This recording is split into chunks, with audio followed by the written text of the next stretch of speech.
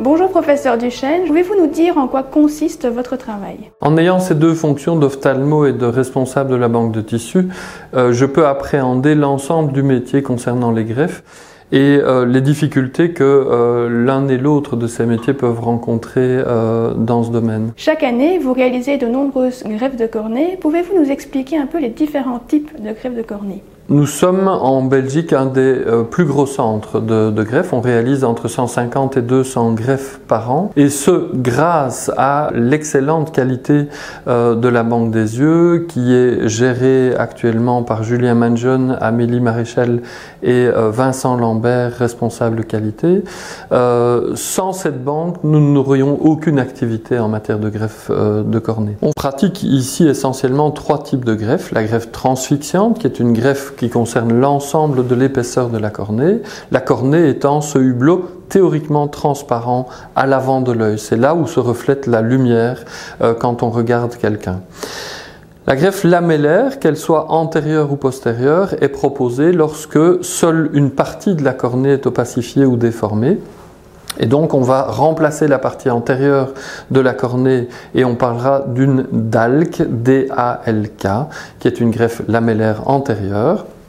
Quand il s'agit d'anomalies, de pathologies concernant la partie postérieure de la cornée, on parlera d'ultracine dissect, ce sont des abréviations dissect ou DIMEC selon les cas, pour remplacer les cellules endothéliales, la partie interne de la cornée. Quel est le profil type d'un patient devant bénéficier d'une greffe de cornée au CHU de Liège? Donc l'essentiel, ce sont des patients qui ont un déficit de vision extrêmement important dû à une opacification soit de la cornée, soit à une déformation de celle-ci. Et les causes les plus fréquentes sont effectivement des anomalies congénitales, donc des pathologies que les patients ont héritées de leurs parents. Il vient aussi, à côté de cela, toute une série d'infections, de traumatismes qui peuvent effectivement affecter la vision et qui nécessitent alors le remplacement d'une partie ou de toute l'épaisseur de la cornée. Y a-t-il beaucoup d'examens à effectuer avant l'intervention et comment se déroule-t-il?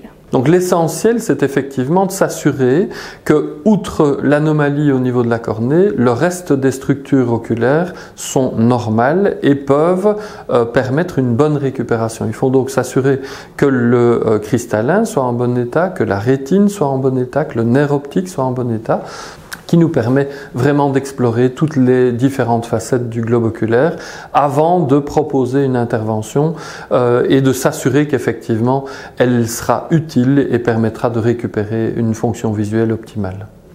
Quel est le suivi post-opératoire des patients? Alors c'est un point important parce qu'on a coutume de dire que quand on propose une greffe de cornée, d'abord on ne la propose que pour améliorer la qualité de vie du patient. Si pour sa qualité de vie au quotidien ce n'est pas nécessaire, il ne faut pas opérer. Deuxième chose, c'est qu'il faut que le patient soit conscient que ce suivi est extrêmement important et à vie. On se marie littéralement avec ces patients pour une très longue période et donc le suivi immédiat après l'intervention se fait à 15 jours, à 1 mois, à 3 mois, à 6 mois, à 9 mois, à 1 an, parfois avec des visites dans l'intervalle quand il y a des nécessités. Mais ce suivi est essentiel et critique pour le résultat justement fonctionnel de la greffe. Quel est selon vous l'avenir de la greffe de cornée? Il y a devant nous une énorme possibilité en ce qui concerne les greffes de cellules pluripotentes induites, c'est-à-dire d'utiliser des cellules propres de l'individu, du patient, et de recréer un tissu au départ de ses propres cellules. Et donc, il va y avoir une évolution. Alors, est-ce que cette évolution est imminente? Probablement que oui, mais souvent en médecine, quand on franchit une première étape, on se rend compte qu'il y a encore une quantité invraisemblable d'autres étapes à franchir. Donc, on n'est pas encore certain de pouvoir utiliser ces techniques très rapidement, mais ça arrive et c'est vraiment un futur tout à fait intéressant.